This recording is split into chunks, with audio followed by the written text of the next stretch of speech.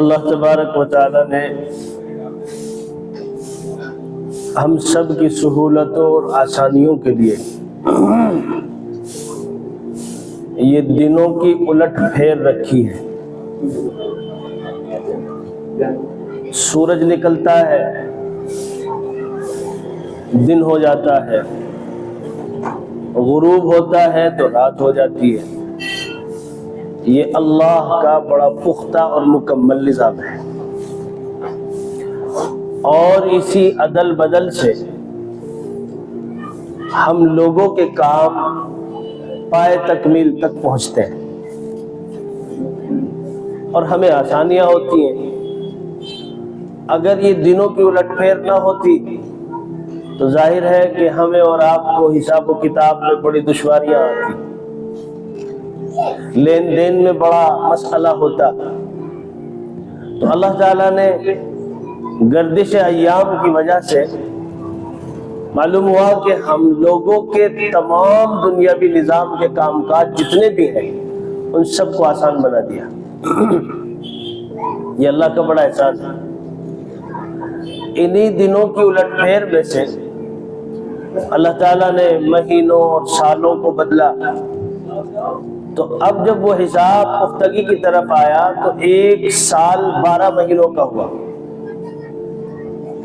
ان 12 مہینوں میں قرآن پاک میں اللہ تعالیٰ نے ایک جگہ پر ارشاد فرمایا منہا 4 حرم، 4 مہینے بڑی فضیلت والے ہیں۔ ان فضیلت والے مہینوں میں سے اس مہینے کا شمار ہے جس میں آج ہم اور آپ چل رہے ہیں، اور ہم سے یہ مہینہ گزرتا چلا جا رہا ہے۔ اس مہینے کو عربی میں شعبان المعظم کہتے ہیں۔ نبی کریم صلی اللہ علیہ وسلم کا روایت کے اندر قول ملتا ہے، آپ نے ارشاد فرمایا شعبان شہری و رمضان شہر اللہ، یعنی شعبان المعظم کا مہینہ میرا اپنا مہینہ ہے، اور رمضان المبارک کا مہینہ وہ اللہ کا مہینہ ہے۔ کیا مطلب اس قول کا؟ آپ علیہ السلام کا عمل شعبان المعظم سے متعلق روایت کے اندر موجود ہے۔ پچھلے گزشتہ جمعے بھی میں نے اس پر روشنی ڈالی تھی، آج پھر تھوڑی سی ڈال دیتا ہوں کہ اللہ کے رسول صلی اللہ علیہ وسلم شعبان المعظم کے مہینے میں اپنے آپ کو بہت مضبوط کر لیا کرتے تھے۔ کس چیز کے لیے؟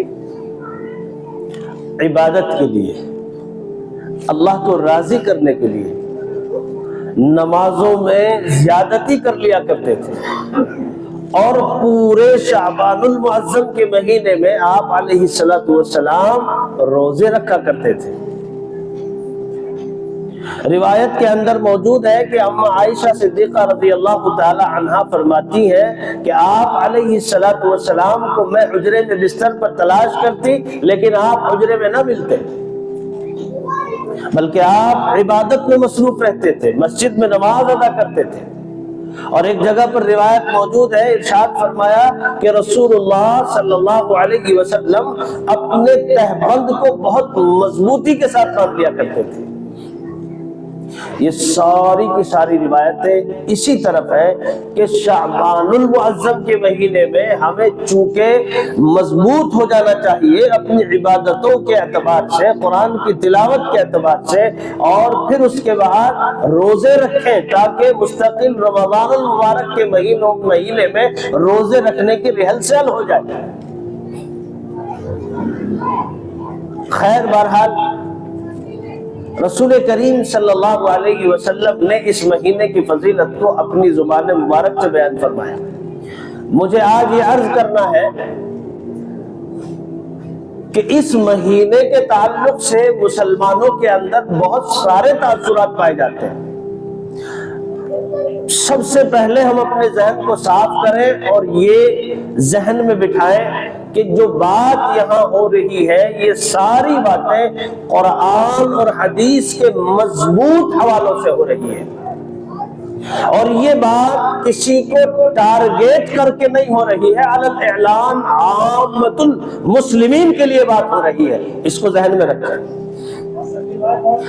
مسلمانوں کے اندر اس مہینے سے متعلق بہت سارے تاثرات پائے جاتے ہیں۔ مسلمانوں میں سے بعض مسلمانوں کا تاثر یہ ہے کہ وہ اس مہینے میں کام میں وہ زیادتی کر دیتے ہیں، جو شریعت کے اندر مستقل محمود نہیں ہے، محبوب نہیں ہے، بلکہ مبغوض ہے، عند اللہ بھی عند الرسول بھی۔ تو ایک طبقہ تو وہ ہے جو زیادتی کرنے والا ہے۔ مسلمانوں ہی میں سے بعض لوگ اس بات پر اڑے اور ڈٹے ہیں کہ وہ اس مہینے کی فضیلت اور عظمت کا مکمل انکار کر بیٹھتے ہیں۔ یہ بھی مسلمانوں ہی کا ایک طبقہ ہے۔ بہت صاف ستھری بات کر رہا ہوں، جو زیادتی کرنے والے ہیں وہ ایسی نئی نئی باتوں کو ایجاد کرتے ہیں خود اپنی جانب سے، جن کا نہ تو شریعت سے کوئی لینا دینا ہے اور نہ حضرات صحابہ کرام رضوان اللہ تعالی علیہم اجمعین کے اعمال سے کوئی لینا دینا ہے۔ بس ایک وہ باپ داداؤں کا رسمی طریقہ ہمارے درمیان میں چلا آ رہا ہے، تو ہم بھی اسی پر اسی کے اوپر کھڑے ہیں، اس سے بھی ہمیں توبہ کرنی ہے۔ اور جو لوگ اس مہینے کی فضیلت اور عظمت کا انکار کرنے پر تلے ہیں، ان کو بھی سمجھ لینا چاہیے کہ اس مہینے کی فضیلت کو خود رسول مقبول صلی اللہ علیہ وسلم بیان فرما رہے ہیں۔ آپ کے اعمال حدیث کے اندر ملتے ہیں کہ آپ نے شعبان میں اس طریقے سے عمل کیا، عبادتوں میں زیادتی کی، نمازوں کو مضبوطی اور اہتمام کے ساتھ پڑھا، قرآن کی تلاوت کی، پورے مہینے میں روزے رکھے۔ تو اب اگر مثال کے طور پر کوئی روزہ رکھتا ہے یا پھر ایک روایت ملتی ہے، میں مانتا ہوں کہ بشرطے کہ اس کے اندر وہ ضعف ملتا ہے، لیکن جب تواتر کے ساتھ کوئی بات مستقلاً چلتی چلی آ رہی ہو مسلسل، تو وہ حسن کے درجے میں آ جاتی ہے۔ حدیث کا ٹکڑا ہے، باقاعدہ روایت کے اندر اس کا تذکرہ ہے، قوموا لیلہا وصوموا نہارہا، او کما قال صلی اللہ علیہ وسلم۔ تم اس دن رات میں کھڑے ہو کر، یعنی 14 شعبان المعظم کی جو رات ہے وہ شب برت ہے، اسی رات کا نام شب برت ہوتا ہے۔ اس شب برت والی رات میں نبی کریم صلی اللہ علیہ وسلم عبادت کرتے تھے، حضرات صحابہ عبادت کرتے تھے، لیکن بس اختلاف یہاں ہے کہ جو عبادت کا طریقہ ہم لوگوں نے رائج کیا ہے، اس طریقے پر عبادت نہیں ہوتی تھی، اجتماعی اعتبار سے عبادت نہیں ہوتی تھی، بلکہ اپنے اپنے گھروں میں، مسجد میں، اگر کوئی آدمی مسجد میں آ کر عبادت کرے تو کوئی قباحت نہیں، وہ مسجد میں آ کر عبادت کرے۔ ساری رات جاگنا بھی مراد نہیں ہے، جتنا بشاشت کے ساتھ جاگ سکتا ہے وہ جاگے، عبادت کرے، اور باوضو ہو کر سو جائے، سونا بھی عبادت کے اندر شامل ہوگا۔ تو زیادتی کرنے والوں نے تو زیادتی یہاں تک کی کہ اس رات سے متعلق ایک میلے اور جھمگٹے کی شکل بنا دی، قبرستان کو چراغاں کر دیا، حالانکہ رسول کریم صلی اللہ علیہ وسلم قبرستان میں ایک مرتبہ گئے۔ کتنی مرتبہ؟ ایک مرتبہ۔ ہم بھی کسی شعبان میں اگر شب برت سے متعلق ایک مرتبہ چلے گئے، کام ہو گیا۔ تو وہ جو مستقلاً ایک میلے کی شکل بنائی جاتی ہے، وہ بھی اس رات میں خواہ مخواہ کی خرافات ہے۔ بہت صاف طریقے سے سن لینا بھائی، ہماری عبادت اس وقت بنے گی جب کہ ہماری اس عبادت سے کسی دوسرے کو تکلیف نہ پہنچے۔ اب مسلمانوں کے طبقے میں دیکھا گیا ہے کہ اس رات میں نوجوان بچہ، نوجوان طبقہ، میری بات کو بہت غور سے سنے، ہاں ابھی سے موٹر سائیکل اور اسکوٹیاں اور گاڑیاں مستقل تیاری میں ہیں اسی رات کے لیے، اور جو جہاں جس مقام پر رہتا ہے وہاں سے نکلتا ہے ٹولہ بنا کر، اور پھر وہ روڈ پر اسٹنٹ کرتا ہوا گھومتا ہے، ایک ایک واہن پر 3-3 4-4 بیٹھتے ہیں۔ یہ سب قانون کے بھی خلاف ہے اور شریعت کے بھی خلاف ہے۔ بڑی صاف طور سے میں بات کر رہا ہوں، بالکل بہت غور اور دھیان سے عمل کی نیت سے سننا. اور ماں باپ پر بھی ذمہ داری ہے کہ وہ اپنے بچوں پر لگام لگائیں. یہ ڈھیل صرف اور صرف ماں باپ کی دی ہوئی ہوتی ہے. اپنے ساتھ اپنے گھر میں اپنے بچوں کو رکھ کر عبادت کریں، یہ اصل ہے. اپنے ساتھ لے کر آپ کی نظروں کے سامنے رہیں گے، عبادت ہوگی. جب تک عبادت ہو تو عبادت کرے، نہ تو اس کے بعد سو جائے.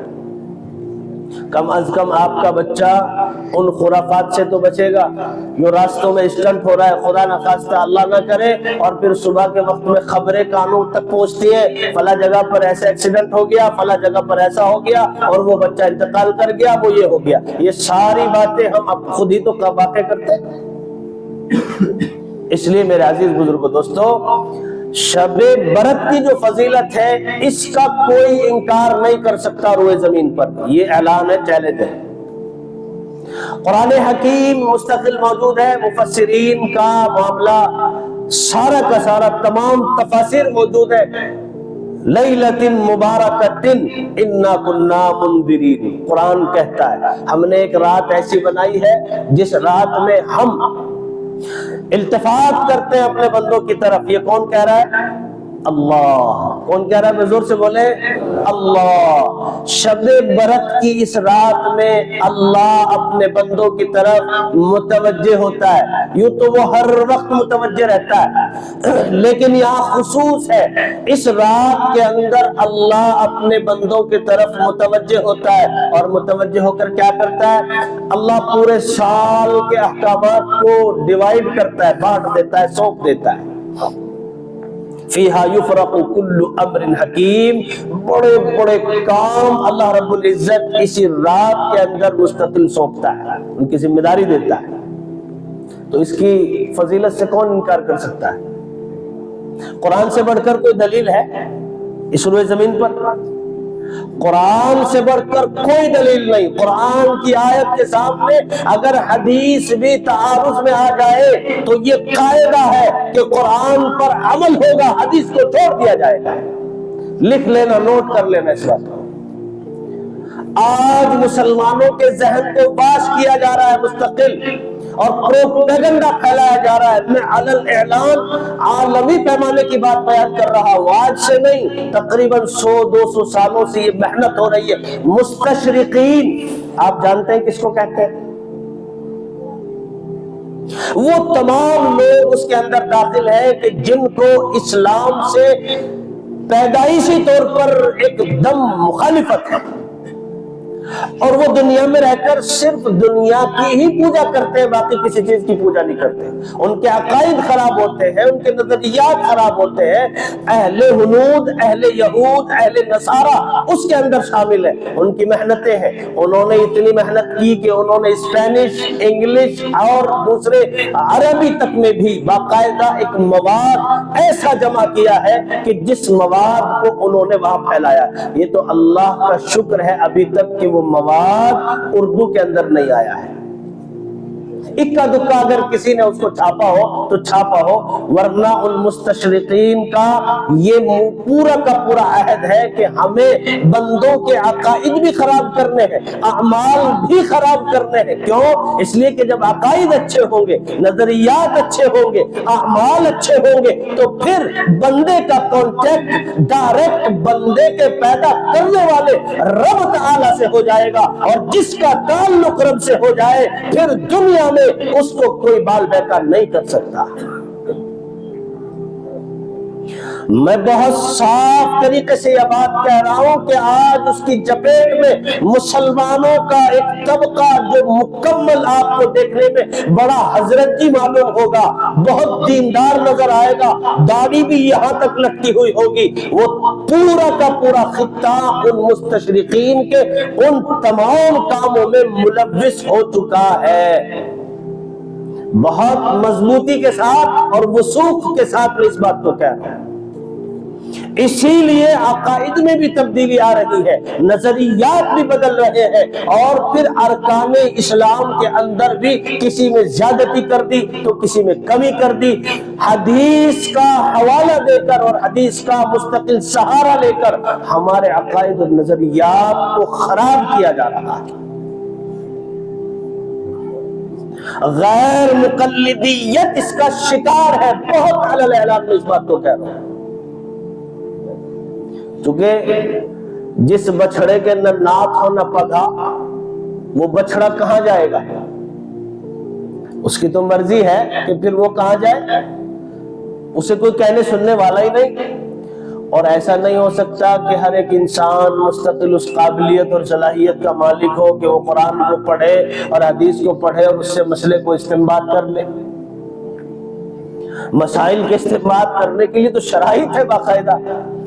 مسائل کی بات بعد میں کرتے ہیں، دنیاوی تعلیم کو آپ اٹھا کر دیکھ لیں۔ مثال کے طور پر آپ کا بچے کو ڈاکٹر بننا ہے، آپ کے بچے کو انجینئر بننا ہے، آپ کے بچے کو IIT کرنا ہے، کسی بھی فیلڈ میں وہ جائے اور جانا چاہے، تو آپ مجھے بتائیں کیا وہ بغیر کسی کے پیٹرن کو اختیار کیے ہوئے ڈاکٹر بن جائے گا؟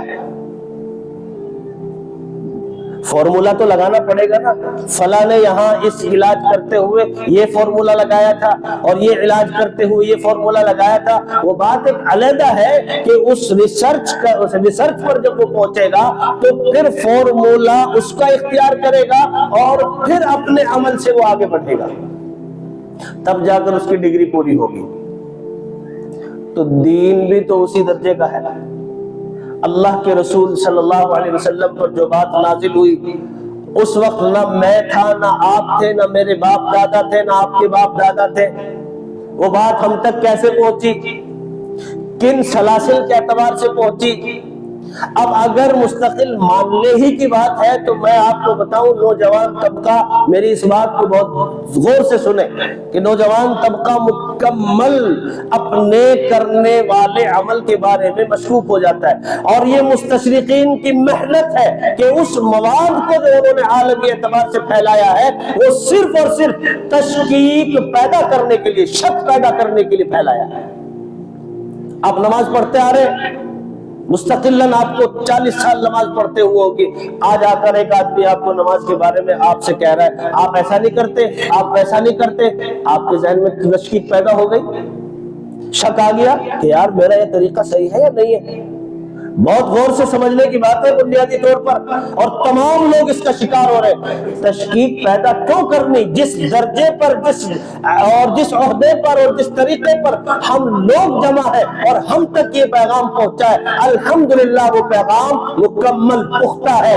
اب اگر کوئی ہمارے درمیان میں اس طرح کی بات پیدا کر رہا ہے، سمجھ لو وہ مکمل گمراہی کے دہانے پر ہے۔ اسی طریقے سے دین کی بہت ساری باتوں کے اندر شکوک و شبہات پیدا کیے جا رہے ہیں، عالمی پیمانے پر اس کا نظام خراب کیا جا رہا ہے تاکہ وہ وقت بہت جلدی سے آ جائے کہ جس وقت کو حدیث میں نبی کریم صلی اللہ علیہ وسلم نے بیان فرمایا ہے۔ اس لیے ضروری ہے میرے عزیز بزرگوں دوستو، میں بہت دنوں سے کہتا چلا رہا ہوں، ویسے ہی نہیں کہہ رہا، کہ جس علاقے میں مستند عالم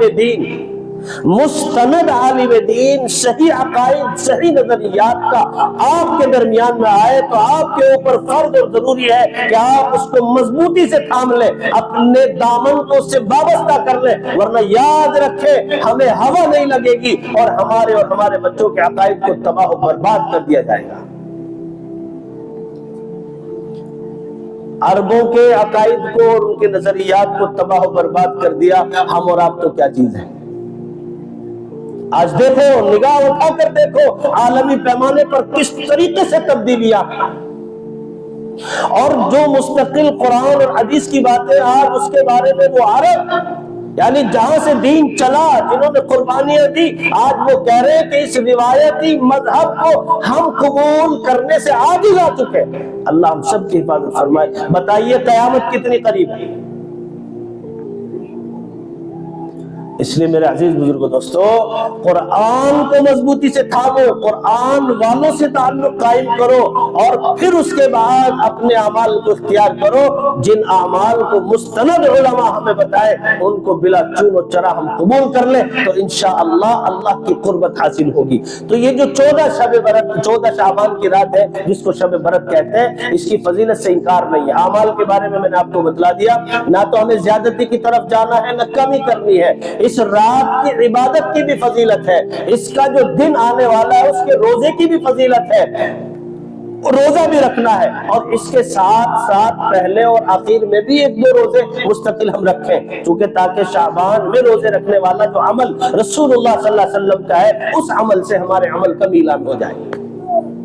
تو جب روزہ رکھیں گے اللہ کا قرب ملے گا، نمازیں پڑھیں گے اللہ کا قرب ملے گا، قرآن کی تلاوت ہوگی تو اللہ کا قرب ملے گا۔ تو ان تمام چیزوں سے ہمیں ہٹایا جا رہا ہے، کوئی کمی کر دیتا ہے، کوئی زیادتی کر دیتا ہے۔ فیہا یفرق کل امر حکیم، یہ یقینی بات ہے کہ شب برات میں اختلاف ہے، لیکن راجح قول یہی ہے کہ فی لیلۃ مبارکۃ سے مراد شعبان معظم کی یہ 14ویں رات مراد ہے۔ اس میں اللہ متوجہ ہوتا ہے، تمام احکامات کو نافذ کرتا ہے، اور پھر اس رات میں عبادت کرنے والوں کی مغفرتیں ہوتی ہیں، اور ان لوگوں کو چھوڑ دیا جاتا ہے جن کے دلوں میں بغض ہے، کینہ ہے، کپٹ ہے، دشمنی ہے، ماں باپ کا وہ نافرمان ہے، شراب پینے والا ہے، نشہ کرنے والا ہے، جوا کھیلنے والا ہے، اور قمار بازی کا شکار ہے۔ ایسے لوگوں کو اللہ تعالیٰ اس رات میں بخشش عطا نہیں کرتا۔ تو ہمیں تیار رہنا ہے کہ ہمیں اپنے ذہنوں کو صاف کرنا ہے، دلوں کو صاف کرنا ہے، شب برات میں بھی عبادت کرنی ہے، اور رمضان میں چونکہ اولہ رحمت اوسطہ مغفرۃ آخرہ عتق من النار، یہ جو حدیث ہے انشاءاللہ اگلے جمعے اس کے اوپر میں تھوڑی سی گفتگو کروں گا۔ یہ اسی لیے شعبان کی محنت ہے تاکہ ہم رمضان میں اللہ کی رحمت کو پانے والے ہو سکے، اور ہماری وہ کیپیسٹی ہو جائے تاکہ ہم اللہ کی رحمت میں شامل ہو سکے۔ دعا کریں اللہ تعالیٰ مجھے بھی اور آپ کو بھی کہنے سننے سے زیادہ عمل کی توفیق نصیب فرمائے۔ آمین، وآخر دعوانا الحمدللہ رب العالمین۔